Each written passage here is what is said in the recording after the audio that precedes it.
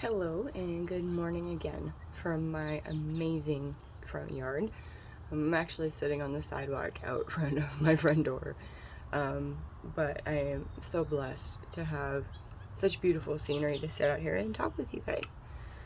So I was super overwhelmed when I first started this page or this channel on how I was going to go about providing content that would keep people interested. It would be helpful content. It would be content in which I could finally reach people.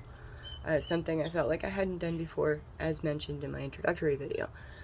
And so I started asking my friends and family, and one of my biggest contributors to ideas has been my little sister Tiffany. I adore her. She's been one of my biggest cheerleaders through this entire process since the day I started and executed my first crow pose. So, thank you for watching, Tiffany. Definitely thank you for the text message this morning with all the ideas. So the first thing I wanted to go over is how I self-motivate, or in better translation, how you can motivate.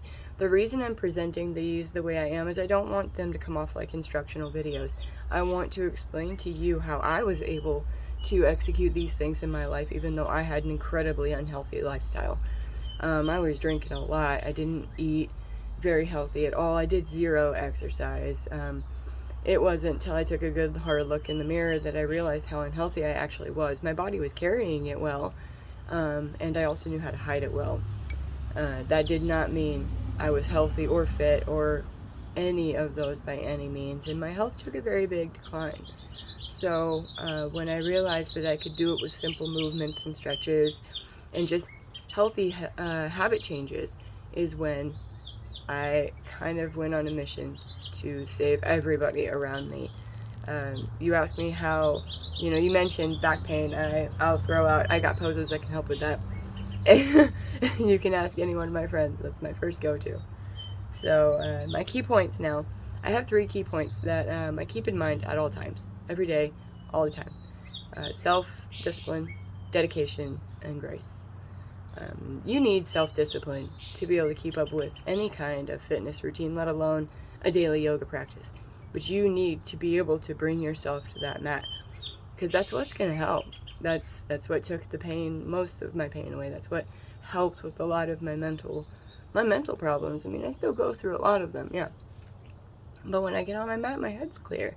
That's my safe space. That's a comfortable environment for me. And that's what I want to bring to everybody else. So I'm going to start with giving you 4 tools, as I'm going to call them, that I used to create and continue my personal practice. The first one is, do you struggle keeping a routine, or keeping an activity within that routine?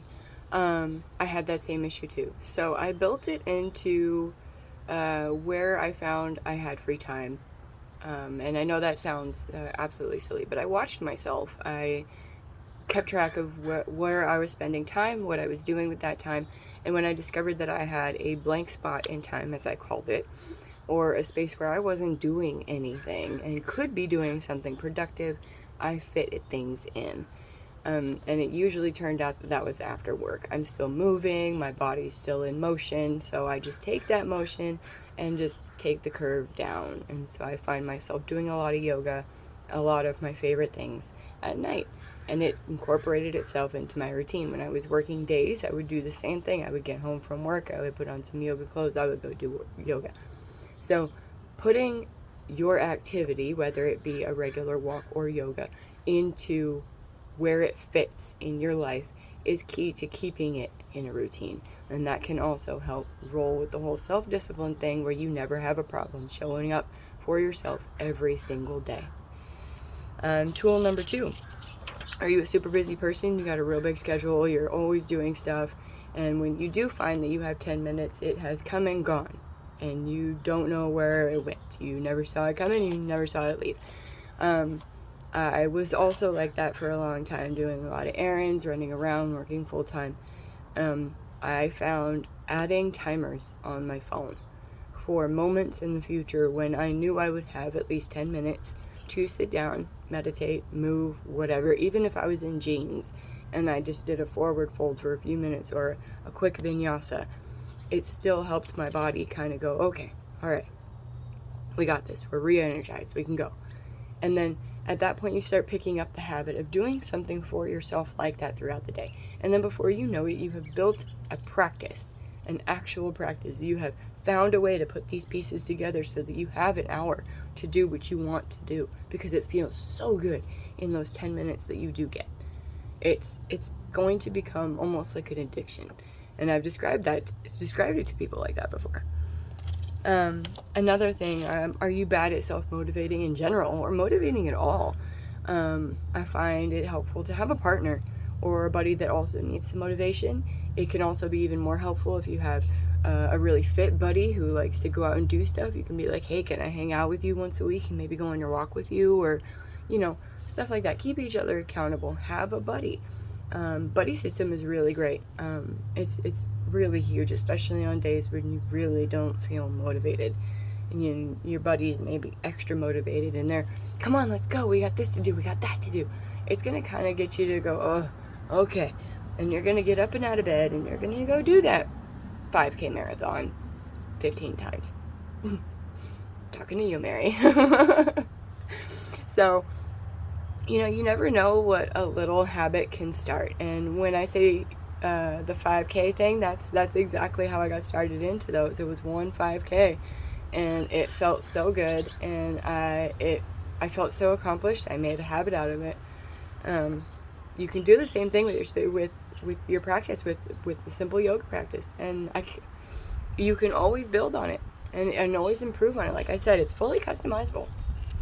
Alright, and then so the final thing that I also find is crucially important is to create a sacred space. A spot where you can practice, where everybody in your household knows that when you're in that spot, you are zen.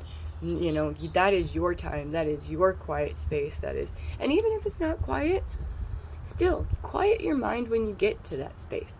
Make that space a spot where your brain settles and goes, okay, and it's quiet, and you can think. Like, don't make it, you know, don't talk to mom. You know, you can talk to mom, but channel your inner yogi when they do, instead of snapping at them because that's your space. Keep the flow and take that as a challenge and answer their question while still in the zen state, or, you know, while moving through your poses. That is active yoga. That is practical yoga. And that's the kind of stuff that I'm hoping to get across, you know, with the videos on this channel. So my closing thoughts here. Have some grace with yourself. You know, on those days when you don't want to show up, when, you know, things just aren't right, when you're not feeling it, have grace. It's okay. Things happen. Sometimes self-care is literally doing nothing at all.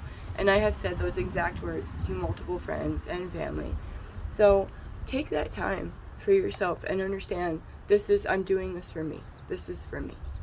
So, you know, again, as always, thanks for popping by this channel, and please let me know if you can think of any ideas on what you would like to see, and if you have an idea for what I might call these little sessions, then please leave a comment. Hopefully everybody can find a little zen in their day. Thank you, as always, for popping by my channel. I appreciate any love at all, and hopefully my tips have been helpful to you guys. Namaste.